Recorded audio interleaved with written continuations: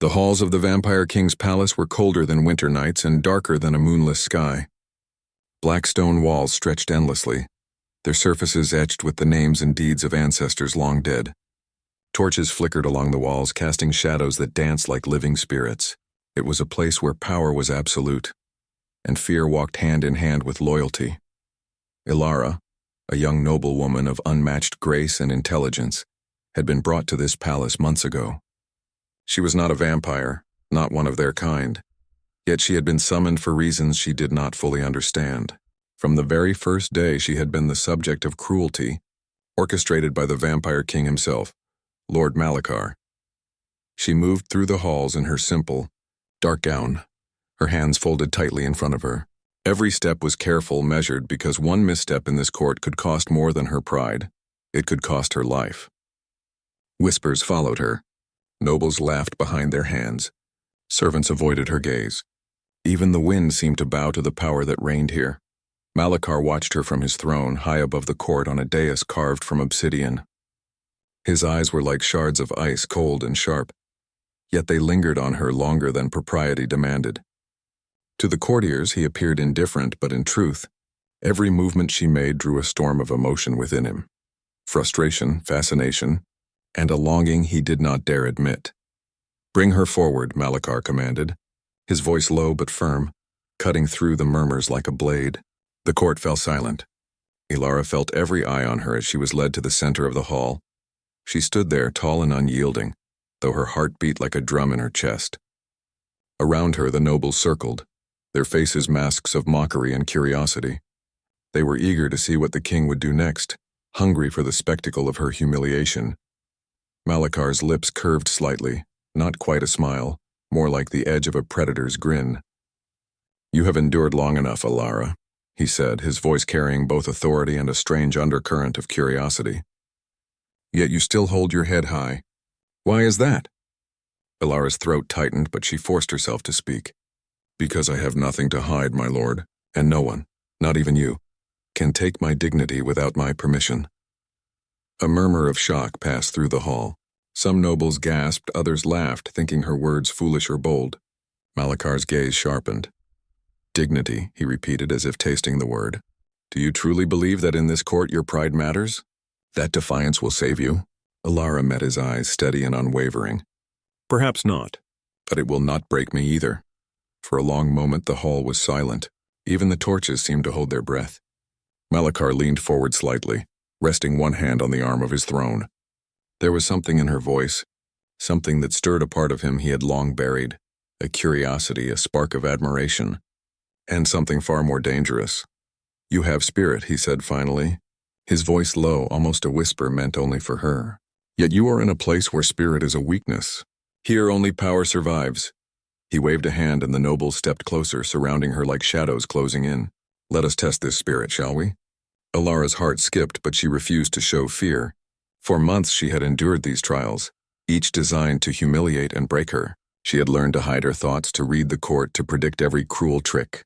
But each time she also discovered cracks, moments when the king's own control faltered, when a flicker of doubt or fascination shone through his icy demeanor. Today's test was different. The nobles were given orders to mock her openly, to whisper rumors and to treat her as if she were nothing more than a shadow in their world. But Ilara had learned to listen, to watch, to turn every humiliation into a lesson. As they circled her, laughing and sneering, she did not flinch. She held her gaze steady, her eyes meeting each mocking glance with calm defiance. She began to understand a truth she had not known before. In this court, the strongest power was not fear or cruelty. It was control over oneself. Malachar observed silently, his cold eyes studying her every move. He noticed the way her hands did not tremble, the way her chin remained high, the way her mind seemed to absorb and turn every insult into knowledge. He felt an unfamiliar sensation, a mixture of respect and irritation, as if her very existence challenged his authority in ways he could not anticipate. "You are clever," he said finally, his voice carrying across the hall. "Clever and unbroken. Perhaps that is why I watch you so closely. Perhaps that is why I have not yet destroyed you." Ilara's pulse quickened at his words. They were not praise, not exactly, but they were acknowledgement. and in the halls of the Vampire King, acknowledgement was a rare and dangerous gift. Hours passed. The court grew restless, the nobles impatient, but the king remained silent, his attention fixed entirely on her. Ilara began to sense that this was not merely a game of cruelty. There was something more, something she could not yet name lurking beneath the surface of his commands, a power and emotion she could not fully understand. She moved carefully through the hall, responding to each challenge, each humiliation, with poise and intelligence. Every gesture was calculated, every word a shield. And in doing so, she discovered something terrifying and exhilarating. She could play this court as skillfully as any of its immortal residents, even while pretending to be their prey. As night fell, the court finally dispersed, leaving only Malachar on his throne. Torches flickered low, casting long shadows across the marble floors. Ilara knelt briefly before him, a gesture of respect, though her mind raced with plans and observations. "You survive," he said softly, almost to himself. "You survive, but at what cost?" Ilara did not answer. Words could be dangerous here, and she had learned that silence could be more powerful than speech. That night, she was led back to her chambers, a room of cold stone and sparse furnishings, yet adorned with heavy velvet curtains that muted the chill of the palace. She closed the door behind her and leaned against it, exhaling slowly. Her mind was alive with thoughts of the day. The tests, the humiliations, the king's inscrutable gaze. And then she noticed something new. A small folded note had been left on the table, written in delicate, almost imperceptible handwriting. It read, "Your mind is sharp. Your spirit is dangerous. Trust no one completely, not even those who seem kind." Ilara's brow furrowed. Who had left it? Was it the king himself testing her further? Or someone else in the court quietly observing her resilience? She could not tell, and perhaps that uncertainty was the point. As she sat by the window looking out at the shadowed courtyards below, she felt a strange mix of fear and exhilaration.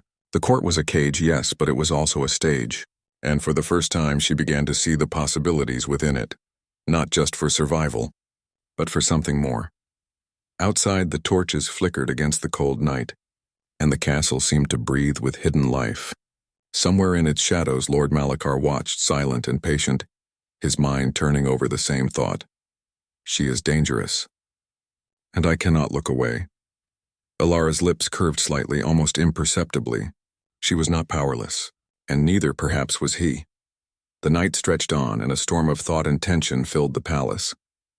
Somewhere beyond the stone walls, plots and schemes whispered in the dark. Somewhere the king's heir moved silently, unseen, watching, waiting, and wondering how this mortal woman had survived so long. And in that silent, shadowed hour, the first flicker of rebellion, of strategy, of forbidden fascination, began to take root in the heart of the court. Ilara did not yet know what the future held, but she understood one thing clearly. This court, this palace, this king, they had not seen the last of her. Cliffhanger. That night, as the wind howled through the towers and shadows danced across the walls, Ilara slipped quietly from her chambers. She moved like a shadow herself, unnoticed, leaving behind only a folded piece of paper hinting that she might not be as powerless as the king and his court believed. The palace loomed behind them like a dark fortress as Ilara and Kaelin slipped through a hidden passage beneath the gardens. The night was thick with fog, and the cold air bit at their faces, but they moved swiftly, guided by the heir's knowledge of every secret corridor and forgotten door. "Ilara, keep close," Kaelin whispered, his hand brushing hers for a brief, steadying moment. "The king will notice your absence soon. He does not forgive quickly." Ilara nodded, her heart pounding. Each step outside the palace walls was a step into the unknown, but for the first time in months she felt alive in a way the palace had never allowed. She was no longer a prisoner, no longer an object of the court's mockery. She was a strategist, a survivor, and perhaps a partner in something greater than herself. The corridors ended at a small, concealed gate hidden by climbing ivy. Kaelin pushed it open, revealing a path that wound into the dense forest surrounding the palace. The air was filled with the scent of wet earth, pine, and something older, an ancient magic that lingered where mortals rarely tread. They moved quickly through the shadows, careful not to make a sound. The forest was alive with whispers, The rustle of leaves, the snap of twigs underfoot, the distant call of nocturnal creatures. Every shadow seemed to move with intention. Every sound could signal danger. "Elara," Kaelin said softly, "you must understand the forest. It is older than my father's power. Some places here are cursed, some are forgotten, and some are watched by creatures that would rather not be seen." Ilara's eyes widened slightly, but she did not falter. "Then we must be clever," she said. "We survive by thinking, not by running blindly." They pressed on, winding through the thick trees until a clearing opened before them. The moonlight spilled across a small, still pond, reflecting the silver of the night. For a moment they paused, catching their breath and letting the weight of fear and excitement settle around them. "You've changed everything, Kaelin," Elara said, her voice barely above a whisper. "I thought I was alone in this world, powerless against them all, but you've shown me there is hope." Kaelin looked down at her, his expression serious. "Hope is dangerous in your position, but so is despair. I cannot let you face this alone." They sat in silence for a moment, listening to the soft sounds of the forest. The trees swayed as if bowing to some unseen rhythm, and the wind carried a hint of distant danger. Neither of them spoke of the king. They both understood the unspoken truth. Malachar would not rest, and every step they took further from the palace increased the risk of discovery. Suddenly, a low growl broke the silence. Both froze. Shadows moved among the trees, eyes gleaming in the moonlight. Kaelin's hand found hers again, gripping tightly. "Stay behind me," he whispered. "These creatures are drawn to fear and blood. The king's spies are clever, but not all can be tamed." The shadows shifted, revealing a pack of dark, wolf-like beings. Their forms twisted and unnatural. They were guardians of the forest, creatures bound to the old magic, loyal to forces older than any vampire's rule. Kaelin stepped forward, placing himself between Elara and the pack. "Go," he hissed. "Run to the trees on the far side. I will hold them." Elara hesitated, but she knew better than to disobey. She sprinted, her feet barely touching the mossy ground, adrenaline carrying her forward. She could hear Kaelin's voice calling softly, urging her onward, even as the snarls of the creatures grew louder. When she reached the far edge of the clearing, she turned, heart in her throat. Kaelin was surrounded by the shadows, his figure a single light against the dark mass of creatures. He moved with precision and strength, guiding the pack away without showing fear. Elara watched, awe and fear intertwining in her chest. He was brave in a way no courtly training had taught him. He was strong in ways even Malachar could not have anticipated. Eventually, the pack receded, slipping silently back into the forest's depths, leaving Kaelin and Elara alone. Both were breathing heavily, their faces pale in the moonlight but alive. For a brief moment, the forest seemed to breathe with them, as if acknowledging their survival. "You saved me," Elara said, her voice shaking slightly. "And you saved yourself," Kaelin replied, a small smile touching his lips. "I only guided you. You are clever, strong, and more than I imagined." They pressed on, moving deeper into the forest. The journey was difficult. Tangled roots and thick undergrowth slowed their progress, and every rustle in the darkness made their hearts leap. Yet with each step, Elara's confidence grew. She was no longer merely surviving. She was planning, learning, and understanding the forces around her. As dawn approached, they reached the edge of a forgotten village, abandoned for centuries. Broken stone houses leaned against each other, their roofs caved in, windows dark and hollow. The silence here was complete, broken only by the whisper of the wind. "This place is old," Kaelin said, scanning the ruins. "It is safe for now, but we must not linger. The king's reach is long, and he will send more than mere guards to find you." Elara nodded. She had learned to trust Kaelin's judgment, though she could see the weight of his caution. He was loyal to his father, yet his loyalty was tempered by conscience and care. Together, they moved through the village, finding shelter in what remained of a small chapel. Its walls were thick and strong, and the heavy wooden doors would hide them from casual search. As they settled inside, Kaelin finally allowed himself to relax slightly. He looked at Elara, studying her face, trying to understand the mixture of determination, fear, and intelligence he had come to admire. "Elara," he said softly, "you are not like anyone I have ever known. You endure more than most could bear, and yet you remain unbroken, that is, remarkable." Elara's lips curved into a small, tired smile. "I have to be. Survival is more than hiding or fleeing. It is learning, observing, and understanding. And, she paused, looking at him, sometimes it is about finding allies when none seem to exist. Kaelin reached out, gently brushing her hair back. Then we will be allies. I will not leave you to face this alone. Not now. Not ever. The night stretched on, and as the first rays of sunlight touched the rooftops of the ruined village, a fragile sense of peace settled over them. For a moment they allowed themselves to breathe, to rest, to imagine a life beyond the palace walls. Yet neither forgot the danger that loomed. Malachar was patient. Malachar was relentless, and the forest, beautiful and silent as it was, did not forgive carelessness. Alara sat by the chapel window, watching the light shift across broken stone, thinking of the king, of Kaelin, and of the path that lay ahead. She had escaped the palace once, but she knew it was only the beginning. She was not free yet. She was only a step closer to freedom. And somewhere beyond the forest and the ruins, shadows stirred. Agents of the king moved silently, their eyes glowing faintly in the dark, their allegiance to Malachar absolute. One small slip, one mistake, and the fragile balance they had found would be shattered. Alara turned to Kaelin, her mind racing. We must move quickly. There is more to learn, more to uncover, and we must be ready for him. Kaelin nodded, understanding the weight of her words. He knew the king would not wait. Malachar's obsession with her would drive him to extremes, and the longer they stayed hidden, the closer he would come to discovering them. For the first time, Alara allowed herself to imagine not only survival but strategy.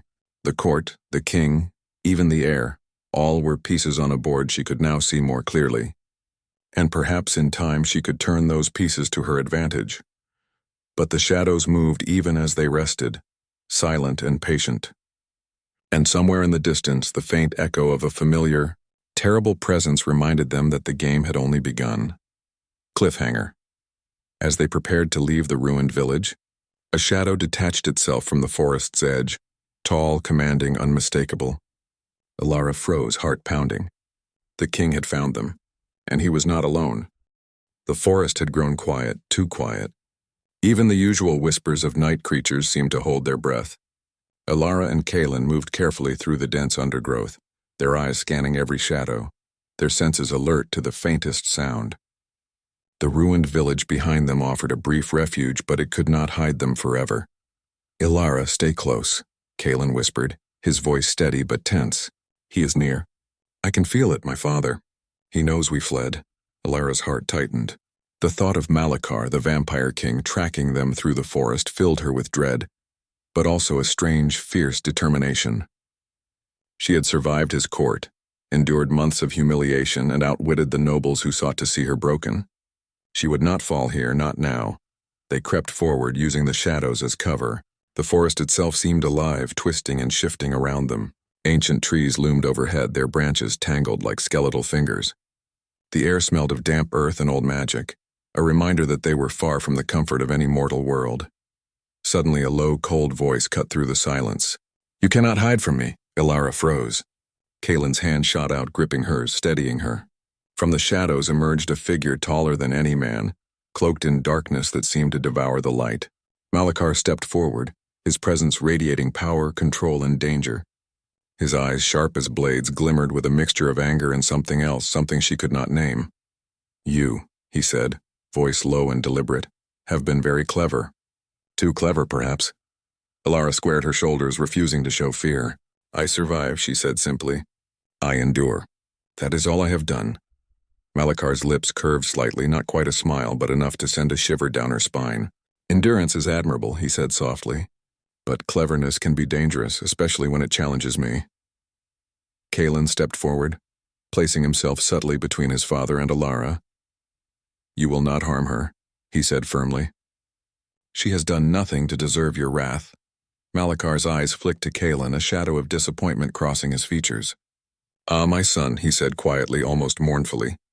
Always trying to protect what is not yours to protect. Do you truly think loyalty will save you? Kaelin's jaw tightened, but he did not step back. I will not stand by while you hurt her, even if it means opposing you. For a moment, the forest held its breath. Even the wind seemed to stop, as if waiting to see who would move first. Malakar's gaze returned to Elara, sharp and calculating.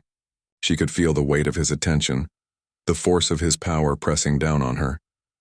"You are stronger than I expected," he said, voice low, almost a whisper, "not in body, not in skill, but in spirit. You survive where others would break." Elara met his eyes steadily. "I have survived because I refuse to be powerless, and I will continue to survive no matter the cost." Malakar's expression darkened. He stepped closer, each movement measured, deliberate like a predator circling its prey. Yet there was something else in his eyes. Curiosity, fascination, and perhaps an emotion he could not fully name. "You have changed the game," he said finally. "And yet, you have much to learn. The world I rule is not kind. It does not forgive weakness, cleverness, or defiance, and you have shown all three." Elara felt a surge of fear, but also defiance. "Then I will learn," she said. "I will adapt, and I will survive, no matter what you do." Malakar studied her, silence stretching between them like a taut wire. Then almost reluctantly he stepped back. "You are bold," he said. "Bold and dangerous. I will not forget this night." Kalen exhaled slowly, his relief barely contained. "We must move," he said, looking at Elara. "We cannot stay here. He will return with more than words." Elara nodded, her mind racing. She had seen the cracks in Malakar's control before, but she now realized that his power was even more complex than she had imagined. He was cruel, yes, and dangerous, but he was also bound by his own fears, his own obsessions, and a code she could not yet fully understand.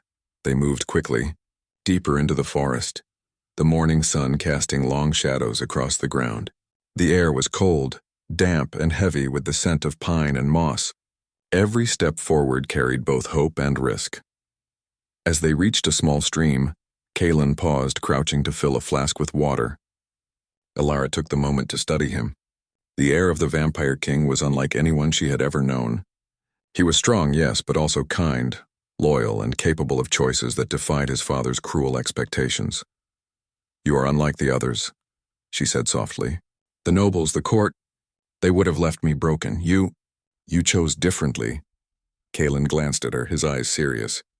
"I cannot stand by and do nothing. Not when someone like you suffers for a crime you did not commit. And I cannot deny the truth. I admire you. More than I should." Elara's heart quickened. His words were dangerous, yet they carried a truth she had longed to hear. She felt a connection growing between them, fragile yet undeniable. A bond forged in fear, trust, and the shared desire to survive. But the forest was never truly safe. As they moved along the stream, a sudden rustling sounded from the shadows. Elara froze, senses alert. Kalen's hand found hers again, gripping tightly. From the darkness emerged a group of figures, their faces hidden by hoods, their movements precise and deliberate. They were neither entirely human nor entirely monstrous, bound by some dark magic, their allegiance clear. Malakar had sent them, not merely to retrieve her, but to ensure she understood that escape was temporary. Kalen stepped forward, his stance protective. "Stay behind me," he whispered. Elara nodded, but she did not step back. She had learned to fight in her own way, not with weapons, but with strategy and wit. She scanned the attackers, noting their formation, their weaknesses, their patterns. The leader stepped forward, voice low and threatening. "You cannot hide from the king. Return with us or face the consequences." Elara's pulse quickened, but her voice was steady. "I will not return. Not while you rule with fear. Not while cruelty defines your world." Kalen's hand brushed hers again. "We must move quickly now," he urged. Together they ran, weaving through the trees, jumping over roots and using every shadow as cover. The attackers followed, relentless, but Kalen's knowledge of the forest gave them an advantage. They led the group into narrow passages and over streams, slowing their pursuers with every turn. Eventually they reached a hidden grove, surrounded by ancient stones covered in moss. The attackers hesitated at the edge, unwilling to enter the circle of magic that lingered in the air. Elara exhaled, her chest heaving. "We are not safe, but we have a moment to plan, to prepare, to understand." Kalen nodded, still vigilant. "He will come, and next time he may not come alone." Elara looked at him, her mind racing. She realized something important. Survival was not enough. She needed to understand the king, his court, and the forces at play. And perhaps in time, she could turn even his obsession with her into an advantage. "You have much to teach me," she said softly. "About this world, about the king, about power." Kaelin smiled faintly. "And you have much to teach me, Alara. About courage, about defiance, about hope." They sat together in the grove as dawn broke over the horizon. The light filtered through the trees, casting long shadows and illuminating the mist that clung to the forest floor. For a brief moment they allowed themselves to rest, to feel the bond that had begun to grow between them. A bond forged in fear, trust, and shared defiance. Yet neither forgot the danger that loomed. Malakar's presence was a constant, an unseen force that would not be denied. And the forest itself, beautiful and silent as it was, held its own secrets, its own perils. Alara knew one thing clearly. This journey had only just begun. She had survived the palace, outwitted the court, and escaped into the forest. But the path ahead was uncertain, filled with danger, discovery, and the shadow of the vampire king himself.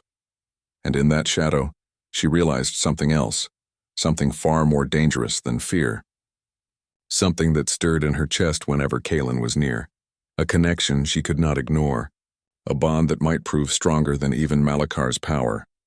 Cliffhanger. As they prepared to move again, the mist shifted, revealing a figure standing at the edge of the grove. Tall, commanding, unmistakable. The king had found them once more. And this time he was not alone. The grove was silent, but tension hung in the air like a thick fog. Alara and Kaelin stood together, backs straight, eyes scanning the edge of the clearing. The figure emerging from the mist was unmistakable. Malakar, the vampire king himself, his presence immense, his aura of authority suffocating. Behind him, shadowy forms moved, agents of his will, loyal to him beyond reason, ready to enforce his command. "Ilara," Malakar said, his voice echoing through the grove, calm yet commanding. "You have grown bold, clever, too bold. And now, you have the audacity to flee from me." Alara stepped forward slightly, her chin high. "I am not yours to command. I endure. I survive. And I refuse to be a pawn in your court any longer." Kaelin moved closer to her, his hand brushing hers for strength and reassurance. "Father, you will not harm her," he said firmly. "Not while I stand here." Malakar's eyes flicked to Kaelin, and for a brief moment the shadow of disappointment and perhaps something more, regret, crossed his features. "Ah, my son, you have inherited my stubbornness, but stubbornness alone will not save you or her." The king's agent stepped forward, circling the clearing, cutting off escape routes. The forest seemed to hold its breath as if waiting for the first strike, the first move, the first word that would determine the outcome. Alara's mind raced. She knew that sheer force would not win here. Survival had taught her something far more powerful than strength alone: strategy, observation, and understanding the hearts of those around her. She looked at Malakar, studying his posture, his eyes, the way he commanded the forest itself, and she realized something profound. Even the most powerful ruler had weaknesses, vulnerabilities hidden beneath pride and obsession. "You believe your power makes you untouchable," Alara said, her voice steady, ringing with quiet authority. "But it is your obsession that is your true weakness." Malakar's eyes narrowed. "Obsession?" he asked, a faint trace of curiosity threading through the anger. "Yes," she replied. "Your fixation on control, on humiliation, on testing others, especially me, has blinded you. You see the world through fear, but there are things you cannot command. You cannot command loyalty born of choice. You cannot command hearts that refuse to bend." Kaelin's hand found hers again, tightening slightly. "She speaks truth, Father. Power alone is not enough. Compassion, understanding, these are forces stronger than fear." For a moment the king's expression softened almost imperceptibly, but then the shadow of his authority returned, heavy and dark. "Do you believe you can teach me lessons?" he asked, voice low, dangerous. "That immortal—" "Not immortal," Alara interrupted, "a woman who has endured, observed, and survived." Her eyes were sharp, unwavering. "I have learned more in months than the court has taught me in years. And I have learned the truth about you, your heir and your power. You are not invincible. You are not beyond change. You can choose now to let cruelty end, or it will consume you." The forest seemed to react, leaves trembling, shadows shifting. Kaelin watched his father closely, recognizing the rare flicker of doubt, the first crack in the armor of fear and pride that had ruled the court for centuries.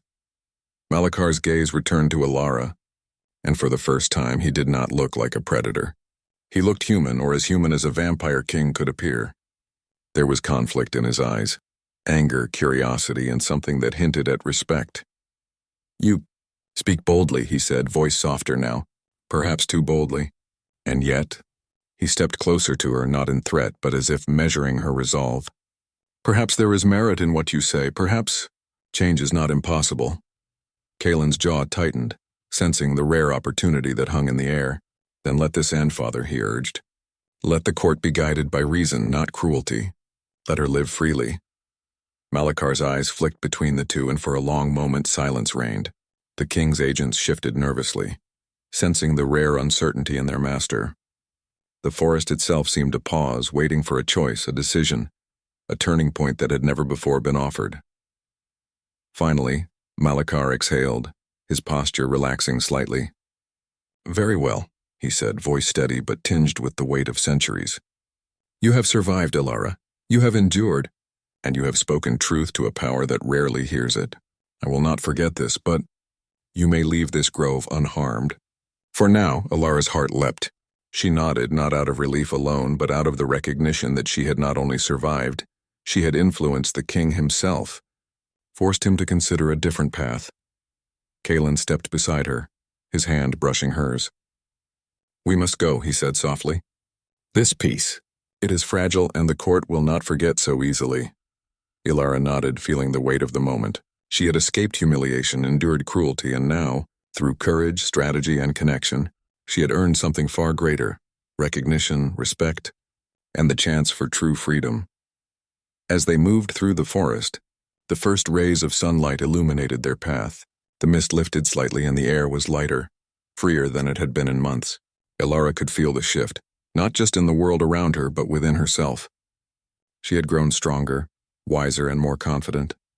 They walked in silence for a while, each lost in thought. Then Kaelin spoke, voice low and steady. "Alara, I must tell you something. My father, he will watch, he will test, he will challenge. But you have changed the rules. You have shown him a path he has never considered. And I have seen the strength in you, not just in survival, but in courage, intelligence, and spirit." Alara looked at him, eyes wide. "Kaelin?" He took her hand fully this time, holding it with intention and warmth. "I trust you. I choose to stand with you no matter what comes, and I believe in a future where you do not have to hide, where you are no longer prey, where you are free." Alara felt a rush of emotion, a mixture of gratitude, hope, and something deeper she had not allowed herself to name. She squeezed his hand gently, understanding the truth of their bond. Together, they had survived cruelty, deceit, and danger. Together they had found courage, and together they would face the uncertain future. The forest stretched ahead, full of light and shadow, danger and possibility. The journey was far from over, but for the first time Alara felt something she had not felt in months. Hope. Not fragile, not fleeting, but real, a fire kindled by survival, strategy, and the rare gift of an ally who could see her not as prey, but as a person. Kaelin led the way toward a path that wound out of the forest, toward a world where the court could no longer claim her, where the king's gaze could not reach without choice, and where their bond could grow stronger, free from constant threat. As they walked, Alara glanced back once toward the direction of the grove, toward the shadow of the vampire king. Malakar stood among the trees, silent, his figure imposing. But she sensed something had shifted. Perhaps he would never be free of his pride, but for now he had acknowledged her courage, her voice, her power. And that acknowledgement was enough. "Alara," Kaelin said softly, breaking her reverie, "the world beyond the forest is uncertain. There will be challenges, dangers, and tests, but we face them together, no longer as prey and predator, but as allies. Perhaps more." Alara nodded, a small smile touching her lips. "Together," she agreed. The sun rose higher, golden light spilling over the treetops. The shadows retreated, the mist lifted, and the forest seemed to sigh, as if releasing them from its ancient grip. The journey ahead was unknown, but for the first time the path was theirs to choose. And as they disappeared into the light side by side, the forest held its breath no longer. Freedom, courage, and the promise of a new beginning awaited them. shaped not by fear, but by strength, trust, and the choices of those brave enough to defy the shadows. Ending note. Ilara survived the court, endured cruelty, and emerged stronger. Kaelin found his own voice against his father, and together they forged a bond built on trust, courage, and hope. Malachar remained a shadow over the world, but even he had acknowledged change, and the story closed on a note of triumph, resilience, and possibility. The night air was sharp and cold as Ilara slipped through the corridors of the Vampire King's palace. Shadows stretched long across the walls, moving as if alive, yet she moved with the precision of someone who had long learned how to vanish within them. Each step was silent, every heartbeat measured. Her pulse thrummed not from fear but from the thrill of possibility. The note she had found the previous night burned in her pocket. Your mind is sharp. Your spirit is dangerous. Trust no one completely, not even those who seem kind. She did not yet know who had left it. Perhaps it had been Malachar himself, testing her further. Or perhaps it was someone who saw her resilience and wished to help. Whoever it was, it sparked a plan in her mind. Small, careful steps that could turn her survival into something more. Tonight she was not merely hiding. Tonight she had a purpose. She was to meet someone. Someone whose presence was a quiet rebellion against the cruelty of the court. Kaelin, the Vampire King's heir, moved through the palace with the ease of one who knew every secret passage and hidden door. He had watched Ilara for months, silently admiring her strength and her mind. While others saw her as prey, he saw the fire in her eyes, a fire that mirrored something long buried inside him, the desire for justice, for kindness, for something beyond obedience to his father's iron rule. They met in a small, forgotten garden within the palace walls, a place where no torchlight reached and where vines twisted over broken statues. The air here smelled of moss and night rain, untouched by the cold grandeur of the castle. Ilara, Kaelin whispered, stepping from the shadows. His eyes held a mixture of caution and hope. You shouldn't have come here tonight. It's dangerous. I have to, she said, her voice steady. I cannot simply wait while they decide who I am supposed to be. I need to understand the court, its secrets, its weaknesses. Kaelin nodded, understanding far more than she realized. He had grown up in the shadow of Malachar's power, learning every command, every manipulation, every cruel joke and ritual. Yet he had always resented it. He had seen the suffering, and he had never been able to stop it. Until now. You are brave, he said softly, brushing a stray lock of hair from his face. Perhaps braver than you should be. But courage alone will not protect you. Ilara looked at him, her eyes sharp. Then I must be clever too. Together they moved through the garden, their conversation careful but filled with unspoken understanding. Ilara shared what she had observed, how certain nobles were weak, how some guards could be persuaded, and how the king's attention could be both a weapon and a trap. Kaelin listened, offering insight where he could. The king watches everything, he said, but he underestimates those he considers beneath him. You are clever enough to notice his small lapses. That is your advantage. Ilara smiled faintly. And what about you? You risk much just by speaking with me. Kaelin's gaze dropped to the ground for a moment, then lifted again, steady. I cannot stand idly by while you suffer, and I cannot deny that your presence makes the world feel less cold. Ilara's heart skipped. These words were dangerous not because of their meaning, but because they stirred something in her that she had worked so hard to hide, a sense of trust, even hope, that had no place in a court ruled by cruelty. But their meeting was interrupted by the distant echo of footsteps. The palace was never quiet for long, and a single guard could undo all their careful planning. Ilara pressed herself against the stone wall, her breathing slow, controlled. Kaelin took a step back into the shadows, eyes scanning for movement. They waited, tense until the sound passed. Then, once it was safe, Ilara whispered, We must be more careful. One mistake, and the king will know. One mistake, and we could be lost. Kaelin nodded. I have ways, hidden passages, old keys. doors that have not been opened in decades. You will not be trapped here if I can help it."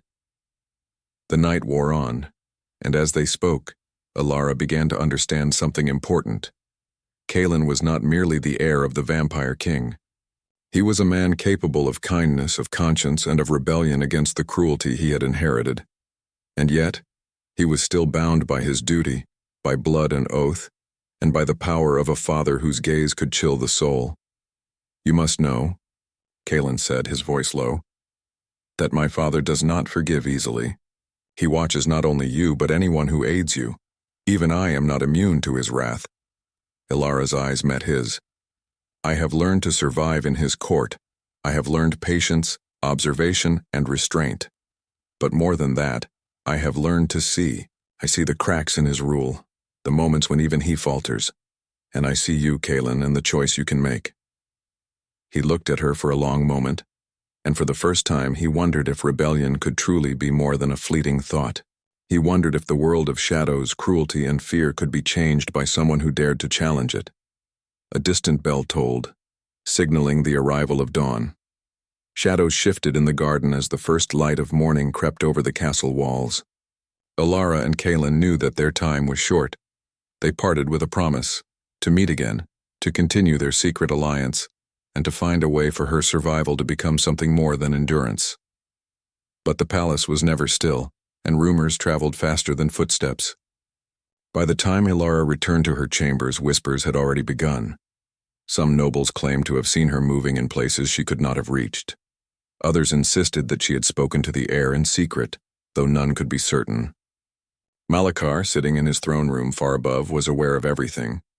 His gaze did not leave the empty corridors, nor did his mind stop turning. He did not know how she had evaded the court yet again, but he felt something new, an unfamiliar tension. It was not just anger or irritation. It was a spark of fascination and perhaps even concern. He rose from his throne, moving to the balcony that overlooked the palace grounds. The wind whipped around him, and the torches cast his shadow like a dark cloak over the stones. For the first time he allowed himself to wonder, what if this woman, this mortal, was more than she appeared? What if she could challenge not just the court, but him? Ilara did not sleep that night. She sat by her window, looking at the black sky and the distant flicker of torches in the courtyards. Her mind was alive with plans, strategies, and possibilities. She had survived months of humiliation, and now she had allies, however small, however fragile, and yet she could not ignore the truth. Malachar's gaze followed her still, unseen, but ever present. He was a predator, and she was prey, but not the kind of prey that trembled in fear. She had learned too much, seen too much, and her mind had grown sharper than any blade in the court. Somewhere deep inside, a quiet fire began to burn, a fire of strategy, of hope, and of a future where she could turn the power of the court to her advantage. And perhaps in the process she could change the man who ruled it with iron and shadow. The hours passed slowly. The castle sighed and shifted as if alive. Somewhere Kalen watched and waited, understanding the risk, yet committed to the alliance they had begun. Somewhere the courtiers whispered of impossible sightings and secret meetings, and somewhere Malachar's mind raced, tracing every shadow, every whisper, every flicker of movement. By dawn, the first act of rebellion had begun, not with a battle, nor with violence, but with words, trust, and quiet strategy. And in that silent dawn, the first threads of a story far larger than any one of them began to weave themselves into the halls of the palace. A story of courage, of forbidden alliances, and of a mortal woman who dared to challenge a king. Cliffhanger. As Ilara prepared to rest for a few hours, she noticed a shadow moving at the edge of her window. It was small, cautious, deliberate. She could not see who or what it was, but she knew one thing. The game was far from over, and tonight, the palace itself seemed to hold its breath.